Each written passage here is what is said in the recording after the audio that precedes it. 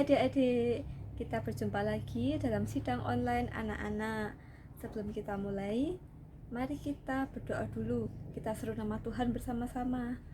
Oh Tuhan Yesus, oh Tuhan Yesus, oh Tuhan Yesus, Tuhan Yesus, pagi ini kami datang kepadamu. Kami mengucap syukur atas perlindungan-Mu, atas berkat-Mu selama seminggu ini. Tuhan, pagi ini kami akan melaksanakan sidang online. Tuhan, kami mohon, lancarkanlah internet kami dan kendalikan situasi di sekitar kami, supaya kami bisa menikmati sidang ini. Kami bisa sungguh-sungguh mendengarkan firman-Mu.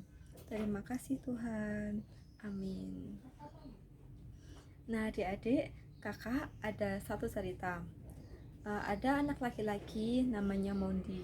Dia punya adiknya laki-laki juga, namanya David.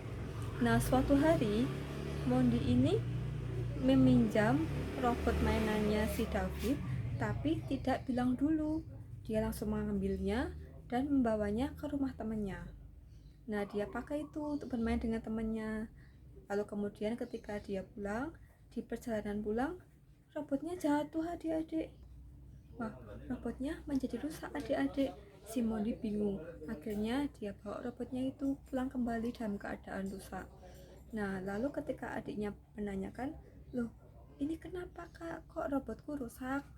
Nah si Mondi bilang, itu tadi anak tetangga kesini, dia merusakkan robotmu itu, bukan kakak. Wah, dan si adiknya, si David, percaya dengan kakaknya. Nah tetapi adik-adik, Mondi mungkin mengira tidak ada satu orang pun yang tahu apa yang telah dia lakukan. Tidak ada yang tahu kalau dia sudah berdusta, dia sudah berbohong kepada adiknya. Nah tetapi perasaannya dia merasa tidak tenang. Hidupnya menjadi ada rasa bersalah dan tidak tenang adik-adik. Nah ini karena kita mempunyai Tuhan yang mempunyai mata yang luar biasa, yang bisa melihat semua yang kita lakukan. Bahkan dia juga mengetahui kalau kita sudah berbohong. Nah hal inilah yang membuat Mondi merasa tidak nyaman, hidupnya menjadi tidak tenang. Dia menjadi merasa bersalah kepada adiknya karena sudah berbohong. Nah adik-adik, dari cerita kakak tadi kita bisa tahu kalau kita seharusnya memilih untuk berkata jujur. Apapun akibatnya, pilihan yang terbaik adalah berkata jujur, jangan berbohong. Nah adik-adik, Tuhan memberikan kepada kita perintah yang ke-9. Nah perintah yang ke-9 ini apa? Jangan mengucapkan saksi dusta. Nah dari perintah ini Tuhan ingin perlihatkan kalau Tuhan adalah Tuhan yang benar, dan dia menginginkan kakak, adik-adik yang adalah umatnya juga benar mengatakan apa yang sebenarnya, mengatakan yang jujur. Nah adik-adik, ada banyak macam dusta yang seharusnya kita waspadai. Yang pertama, palsu dan tidak benar. Ini adalah ketika adik-adik mengatakan sesuatu tetapi adik-adik belum tahu pasti itu benar atau tidak, tetapi adik-adik tetap mengatakannya. Nah yang kedua yaitu adik-adik mengatakan fitnah. Adik-adik belum tahu itu benar apa salah, tetapi adik-adik menyampaikan cerita itu ke orang-orang. Nah yang ketiga, separuh benar, yaitu ketika adik-adik tidak mengucapkan secara 100% benar apa yang adik-adik ketahui. Adik-adik menyembunyikan sebagiannya, mungkin untuk menyenangkan orang atau untuk membuat persepsi mereka berbeda, membuat mereka salah paham. Nah yang keempat adalah diam. Adik-adik memilih diam padahal adik-adik tahu kebenarannya. Nah yang kelima, membesar-besarkan. Adik-adik membuat perkara kecil menjadi besar. Adik-adik melebih-lebihkan, membuat sesuatu yang sebenarnya biasa menjadi luar biasa. Lalu yang keenam adalah sanjungan. Nah adik-adik memuji-muji orang dengan motivasi tertentu. Adik-adik memuji-muji karena sebenarnya adik-adik mempunyai niat yang lain. Nah, adik-adik, Alkitab memberitahu kita bahwa mereka yang menolak Tuhan adalah mereka yang mencintai dusta, mereka tidak mencintai kebenaran. Nah, Alkitab juga mengatakan bahwa bapa dari segala dusta adalah iblis.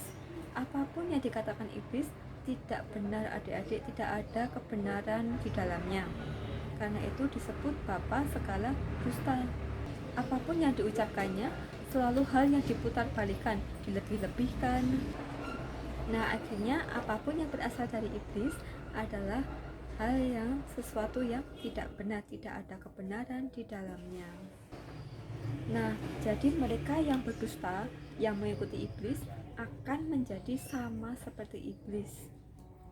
Karena mereka melakukan apa yang dilakukan si iblis, adik-adik. Nah, adik-adik, Tuhan tidak menginginkan kalau kakak atau adik-adik dan kita semua yang adalah umatnya menjadi seperti iblis, adik-adik. Dia tidak mau kalau kita menjadi seorang pendusta. Itulah sebabnya Tuhan memberikan alarm di dalam setiap kita. Apakah alarmnya? Adalah hati nurani yang ada di dalam setiap diri adik-adik. Nah, kapanpun adik-adik berdusta, hati nurani ini akan memperingati adik-adik. Nah, ketika adik-adik berbuat mengatakan sesuatu yang benar, maka hati nurani akan ikut bersaksi bersama dengan adik-adik. Tetapi ketika adik-adik mengatakan sesuatu yang tidak benar atau tidak sungguh-sungguh, maka hati nurani yang di dalam adik-adik akan memperingatkan adik-adik. Dia akan membuat kalian merasa bersalah, membuat kalian gelisah, membuat kalian tidak ada damai sejahtera. Nah, bahkan ketika tidak ada satupun orang lain yang mengetahui kalau kamu berdusta, hati nurani ini tetap akan bekerja. Dia akan tetap membuat kamu merasa tidak damai sejahtera. Nah, adik-adik, betapa berharganya hati nurani yang Tuhan berikan kepada kita. Karena itu, adik-adik harus selalu mendengarkan perkataan hati nurani adik-adik. Nah, supaya bisa menjaga adik-adik dari berkata yang tidak benar dan bisa menjaga adik-adik supaya tidak menjadi pendusta, supaya tidak mengikuti iblis. Nah, tetapi adik-adik, apakah yang akan terjadi kalau kalian tidak menuruti hati nurani kalian? Nah, kakak punya gelas plastik ya, ada air beningnya. Ini seumpama adalah diri adik-adik. Nah, dan ketika kalian tidak menuruti hati nurani kalian, kalian berdusta, yang terjadi seperti ini. Nah, biasanya adik-adik, kalau sudah berdusta satu kali, akan ada dusta yang lainnya untuk menutupi dusta yang pertama tadi. Biasanya dustanya lebih kuat adik-adik, seperti ini.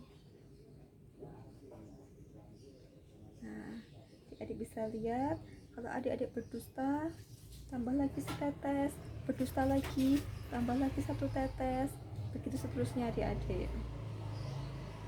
Nah, kalau adik-adik terus-menerus seperti ini, tidak mempedulikan hati nurani adik-adik, bohong sedikit kok, nggak apa-apa, bohong lagi deh, bohong dikit lagi deh, seperti itu terus, nanti lama-lama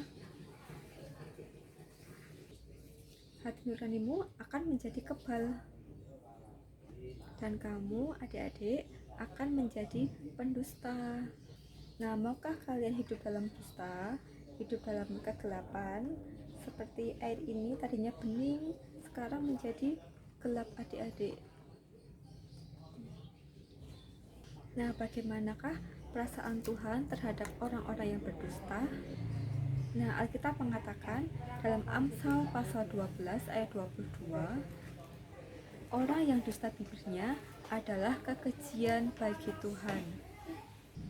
Tuhan mempersiapkan lautan api untuk menghakimi iblis, bapa segala pendusta. Nah, adik-adik, mari kita baca dalam Wahyu pasal 21 ayat yang ke-8. Tetapi orang-orang penakut, orang-orang yang tidak percaya, orang-orang keji, orang-orang pembunuh, orang-orang sundal, tukang-tukang sihir, penyembah-penyembah berhala, dan semua pendusta Mereka akan mendapat bagian mereka di dalam lautan yang menyala-nyala dengan api dan belerang. Inilah kematian yang kedua. Nah, adik-adik, lebih dihormati ketika melakukan kesalahan tetapi kemudian mengakuinya daripada melakukan kesalahan lalu berbohong ketika dipergoki. Karena Tuhan berkenan kepada mereka yang mengatakan kebenaran. Nah, adik-adik, kalau hati nurani adik-adik sudah segelap ini, atau kalau kalian berdusta tapi kalian sudah tidak mempunyai rasa bersalah lagi, nah adik-adik secepatnya harus mengaku dosa di hadapan Tuhan. Nah, mari kita mengambil waktu sebentar, kita berdoa bersama-sama untuk mengaku dosa di hadapan Tuhan kita. Oh Tuhan Yesus, ampuni aku yang tidak peduli pada hati nuraniku. Tuhan, aku tidak mau hidup dalam kegelapan. Mohon Tuhan bersihkan aku. Ajar aku mengaku dosa dan mengakui kesalahanku. Aku tidak mau menjadi anak-anak iblis, menjadi anak-anak yang berdusta. Selamatkan aku Tuhan. Amin. Nah, adik-adik, kalau adik-adik sungguh-sungguh bertobat, maka Tuhan akan membersihkan hati nurani adik-adik. Kita lihat ya. Nah, adik-adik, hati nurani adik-adik akan dibersihkan kembali. Nah, karena itu adik-adik harus mengaku dosa terlebih dahulu, bertobat dan mengaku dosa, berdoa kepada Tuhan, maka Tuhan akan membersihkan hati nurani adik-adik bisa menjadi putih kembali. Seperti gelas ini adik-adik, tadi kan putih, lalu kemudian menjadi gelap. Nah, setelah dibersihkan menjadi putih kembali. Nah, adik-adik, jadi perkataan yang benar, yang jujur itu lebih baik daripada kita berkata dusta. Nah, sekian cerita dari kakak pagi hari ini. Sebelum kita tutup, mari kita berdoa terlebih dahulu. Oh Tuhan Yesus, oh Tuhan Yesus, oh Tuhan Yesus, Tuhan, kembali kami datang kepadamu. Kami mengucap syukur untuk pimpinanmu dalam sidang online pagi ini. Tuhan, terima kasih atas firman-Mu. Ya Tuhan, kuduskan bibir kami Tuhan, ampuni kami yang suka berdusta. Oh, bahkan tidak merasa bersalah saat berdusta. Tuhan, ampuni kami, tolonglah kami, bersihkan dan murnikan lagi hati nurani kami. Oh, agar setiap kali kami berdusta, hati nurani kami bisa memberi peringatan. Terima kasih Tuhan. Amin. Mata Tuhan melihat apa yang kita perbuat, buat yang baik, buat yang jahat. Oleh sebab itulah jangan berbuat jahat. Ingat, Tuhan melihat. Terima kasih adik-adik sudah mendengarkan. Sampai jumpa di lain waktu. Tuhan memberkati.